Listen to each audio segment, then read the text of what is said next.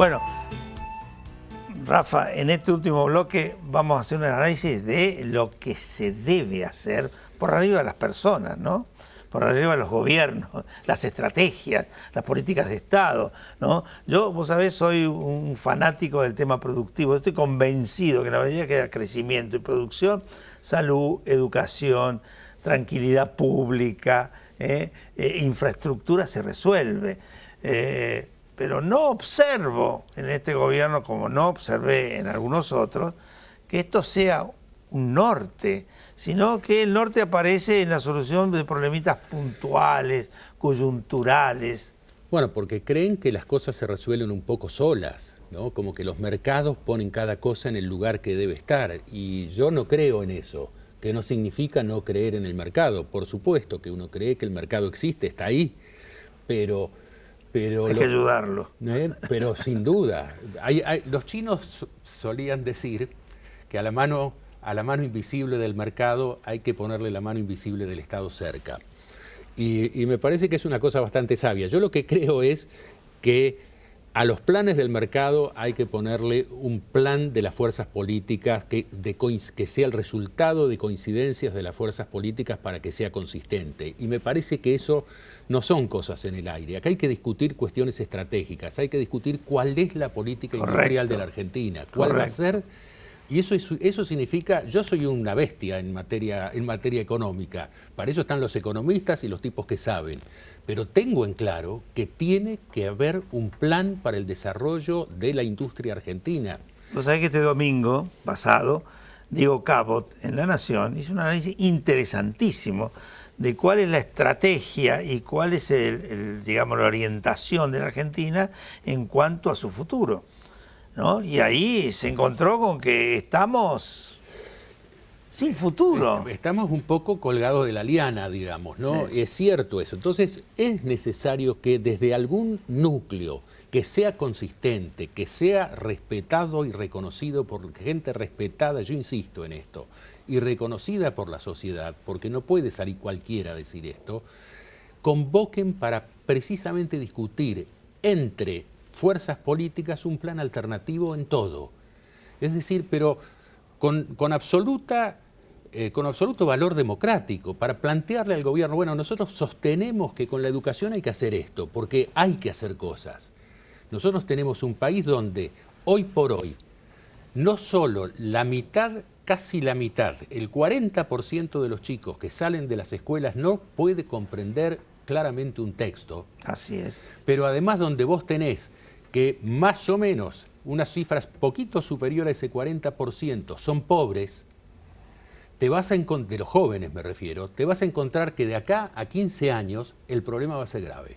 Sí. Si y que esto no se resuelve con el tema plata únicamente, porque el gobierno anterior y este gobierno en el presupuesto ha fijado sumas importantes vinculadas con el tema educativo que no había antes. Pero los resultados han sido más negativos. Pero los resultados siguen siendo malos porque hay que rediscutir todo el sistema educativo argentino. Hay que discutir demasiadas cosas que son muy serias, porque nos han sacado a la delantera los países vecinos que antes estaban atrás nuestro. Cuando, digamos, yo me crié escuchando hablar de la educación argentina como un faro que era tomado por el resto de América Latina. Sí.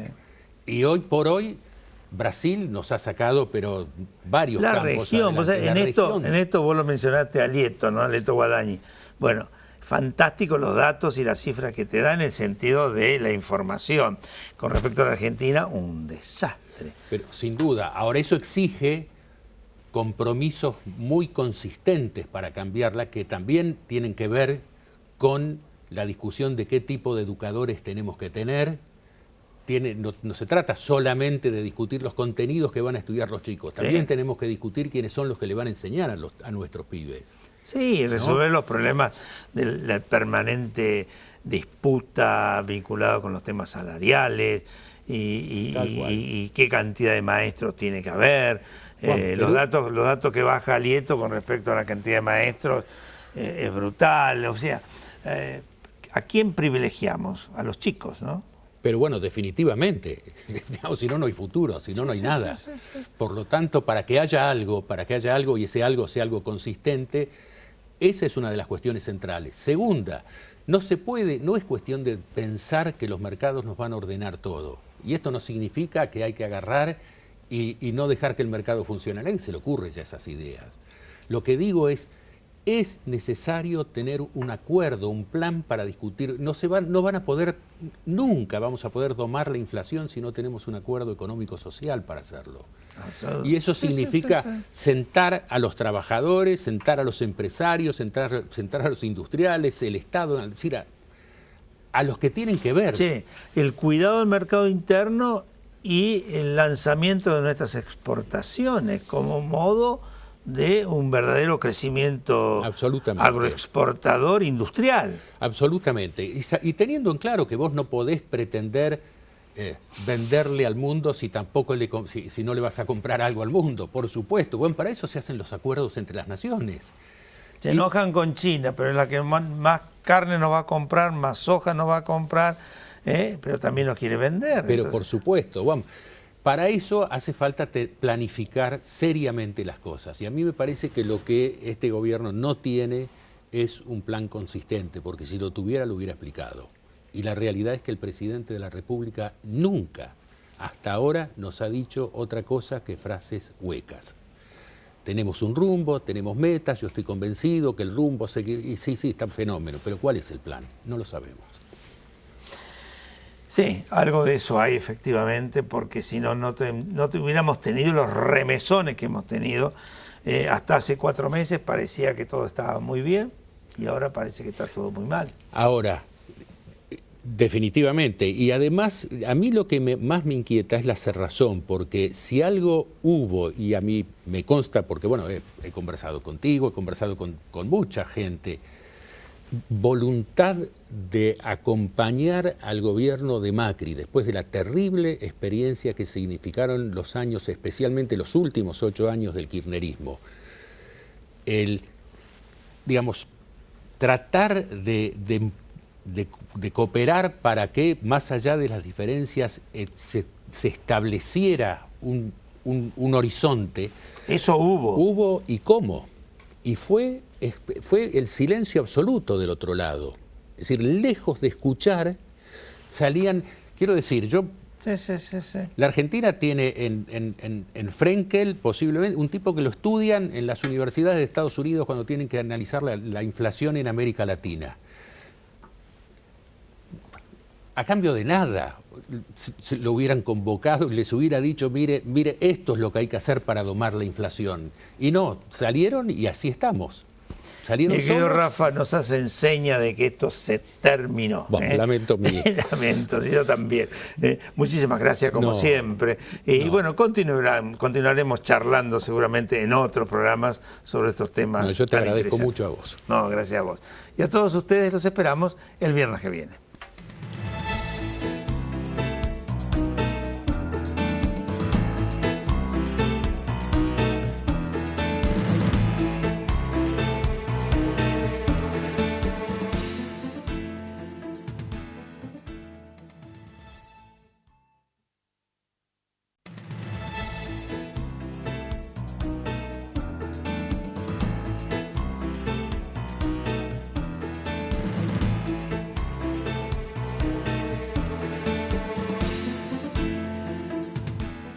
Buenas noches, ¿cómo les va? Gracias por acompañarnos como siempre. Soy Carlos Brown. Estamos todos los días viernes a las 23 horas por Canal Rural en nuestro programa El Estado que Viene. Y bueno, haciendo nuestros, programas, intentamos siempre analizar la realidad con todo el cuidado, con todo el detenimiento y con distintos actores que manifiestan distintas posiciones, distintas ópticas, buscando en todo caso dar una buena información a quienes tienen la deferencia de estarnos escuchando. Y hoy está con nosotros Rafael Flores. ¿Cómo te va? Muy bien, un gusto estar acá de nuevo. Gracias. Rafael es un hombre que ha venido muchas veces a nuestro programa, ex diputado nacional de unos cuantos mandatos, hombre de Santa Cruz, que has vivido de cerca algunas experiencias vinculadas con personajes de nuestro país como los Kirchner. y consecuentemente los conoces bastante. Sí, digamos que conozco al monstruo desde sus entrañas, Eso, pero sí. Y sus comienzos. Y sus comienzos. Es que no es poca y sus cosa. Comienzos, sí. Bueno, pero más que hablar de ello, porque digamos que ya forman parte del pasado. Afortunadamente sí. Después se verá qué pasa con el presente, ¿no? O el futuro. Pero me da la sensación que forman parte de un pasado, y un pasado bastante negativo para los argentinos, por lo menos en mi óptica y creo que también en la tuya. Pero yo diría, hoy me gustaría charlar contigo más sobre los temas actuales, ¿no? Tenemos un país que está gobernado por una nueva instancia, una instancia novedosa, porque es un partido nuevo que no solamente llega al poder en la capital federal en 2 ocasiones y en una tercera, sino que logra el gobierno en la provincia de Buenos Aires, en algunas otras provincias y a nivel nacional. Y esto es casi inédito en la República Argentina, por no decirlo, ¿no? Realmente no ha habido ocasiones de este tipo. Entonces me gustaría una primera reflexión con respecto a ese dato. No, sin duda. Yo coincido que las elecciones del 2015 significaron la ocupación del escenario político por parte de una idea y una fuerza que hasta entonces no había estado, digamos. Esta alianza del PRO con el radicalismo que genera Cambiemos es un hecho que, bueno, que cambió el mapa político de los últimos años en el país. Ahora, si vamos al aquí y ahora, que me parece por lo menos lo que a mí me inquieta, yo veo algunas cosas con profunda preocupación sobre el gobierno de Cambiemos. Y me preocupa, y especialmente en lo que se refiere al presidente. Yo veo un gobierno que tiene muy poca autocrítica, es decir, muy poco reconocimiento de los errores propios y un diagnóstico para mí preocupante, digamos, equivocado. Y hay una cuestión que me alarma. Y lo que me alarma es lo siguiente: el gobierno, cuando uno dice no reconoce errores propios, si el gobierno realmente cree que los problemas que tiene la Argentina la economía argentina en este momento están dados por el clima, el precio del petróleo y algunas subas y bajas de las finanzas internacionales, si realmente eso que dice el presidente lo cree, entonces estamos en un problema más serio del que pensamos. Porque echarle la culpa a eso solamente y no a cuestiones que se les venía advirtiendo desde hacía tiempo al gobierno y que se empecinó en ignorar, bueno, me parece que es grave porque, a ver, para dar un ejemplo concreto, este es el presidente que sostuvo cuando era candidato que él iba a derrotar la inflación simplemente emitiendo menos dinero. Cosa que en ningún país del planeta ha sucedido, que solamente diciendo voy a dejar de emitir dinero se parase la inflación. No solo no dejó de emitir dinero, sino que emitió dinero para regalar, bastante más, sino que además eso le obturó, esa cerrazón mental le obturó la posibilidad de hacer lo que había que hacer, que era construir acuerdos que son los que permiten salir de un proceso inflacionario. No hacía falta mirar la historia reciente de la Argentina nada más. Sí, lo que había pasado y cómo se había salido. Fíjate, esos acuerdos, ¿no? Uno imagina una Argentina que tiene que buscar su crecimiento. No hay otra solución, ¿no? Y en esa búsqueda de ese crecimiento se necesitan, lo que vos decías, los acuerdos. Y esos acuerdos tienen que estar vinculados con un país productivo. Absolutamente. Y ahí se tiene que poner el acento. Bueno, pero se quedaron en un discurso vacío. Vos lo escuchás tanto a Marcos Peña como al presidente, y hay dos palabras que las tienen todo el tiempo. Ellos tienen un rumbo y tienen una meta. Ahora, ¿cuál es ese rumbo y cuál es esa meta? Nadie lo sabe. Además no nos interesa el rumbo y la meta. Lo que nos interesa saber es cuál es el plan que tienen. Sin un plan es imposible llegar a la meta. Y ese plan no lo conoce nadie. Es decir, ahora sí lo conocemos porque tenemos al Fondo Monetario Internacional diciendo lo que hay que hacer. digamos, yo no demonizo, no entro en esa... Sí, da la sensación de que perdieron 2 años y medio, pudiendo haber dicho a la Argentina en su momento qué es lo que recibían con toda la dureza y con toda la crudeza del caso, y a partir de allí planificar una cosa diferente. Pero no lo hicieron. No planificaron nada, no sabemos todavía si tienen algún plan en serio, ellos propios, y lo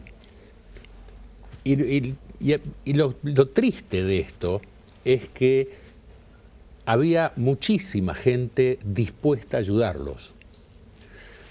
No es un gobierno que se encontró en esa circunstancia, en la circunstancia del 2015, aislado, solo, simplemente, bueno, que se encontró con una victoria. Y de a poquito fue haciendo esto, Se fue encerrando sobre sí mismo.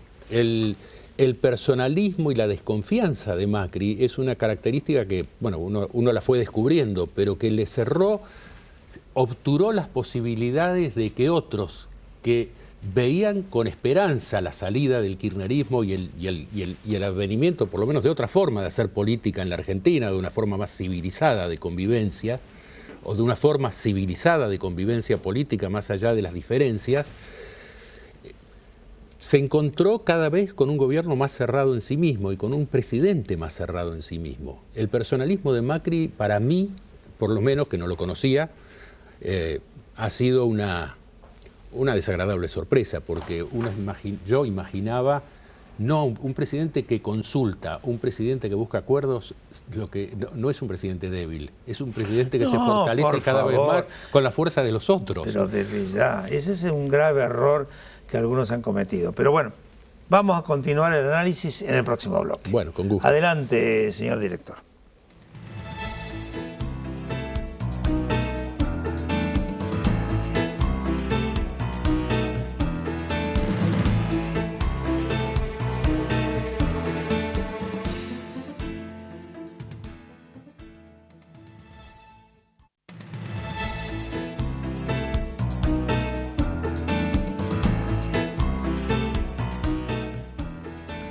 Rafael, bueno, estábamos haciendo un análisis, continuamos haciendo, vinculado con la realidad de lo que hoy estamos viviendo y su proyección hacia el futuro, ¿no? En un año ya estamos decidiendo candidaturas, por lo menos en las instancias preparatorias de cada uno de los partidos, después vendrán las PASO y después, en definitiva, llegarán las elecciones finales, ¿no? Se eligen presidentes, gobernadores, intendentes, por lo menos en provincia de Buenos Aires y varias provincias más, con lo cual hay una situación, digamos, de mucha inquietud, porque presidente y gobernadores, bueno, te cambió todo el esquema, aparte arrastra, ¿no? Generalmente, vuelvo a insistir, yo lo digo por la provincia de Buenos Aires, en otras provincias a lo mejor pasa algo distinto, pero tener que elegir en una boleta el presidente, el gobernador y el intendente del pueblo es altamente condicionante con respecto a las figuras principales, ¿no? ¿Qué irá a pasar? ¿Qué te imaginas vos? Sí, yo voy a decir lo que deseo, que se confunde con lo confundo yo mismo con lo que imagino, pero con lo que creo que puede ser, pero yo sigo creyendo que el pensamiento del peronismo no ha perdido vigencia, que la idea del modelo de sociedad que el peronismo plantea sigue teniendo vigencia más allá de las equivocaciones, de los errores y de las execrencias que tuvo. Pero definitivamente no creo que la construcción de una alternativa seria a lo que está hoy gobernando vaya a pasar por la estructura formal del Partido Justicialista. Yo no creo que la disputa Gioja-Barrio Nuevo resuelva seriamente algo.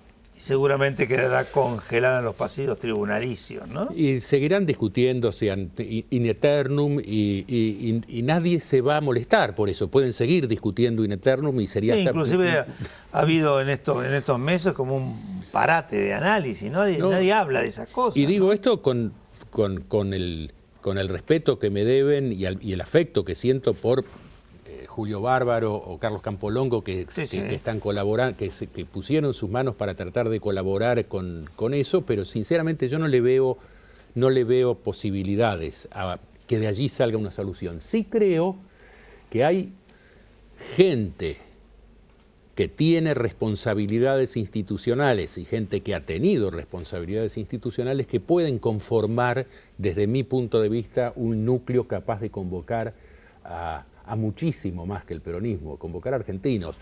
A mí me parece que gobernadores como Schiaretti en Córdoba, Uñac en San Juan, Urtubey en Salta, expresan un pensamiento que, bueno, con el que uno cuando los escucha se identifica. Ahora, y que le ve ¿cómo se compadece eso con Cristina Fernández de Kirchner? Bueno, no. A ver, yo creo que sería, primero creo que el kirchnerismo ha decidido, por un lado, ha decidido armar una estructura, un partido propio. O sea, continuará Unión Ciudadana, por ejemplo. Tiene un partido que es Unión Ciudadana y seguirán con ese, y Cristina lidiará con ese partido y también lidiará con la justicia, que la tiene procesada en tantas causas que cualquiera diría, no tiene que dedicarse a la política, tiene que dedicar más tiempo a defenderse. Sí. Porque la realidad es que tiene procesamientos por todos lados por haber sido, junto con su marido, los jefes de una banda que se dedicó a saquear el Estado.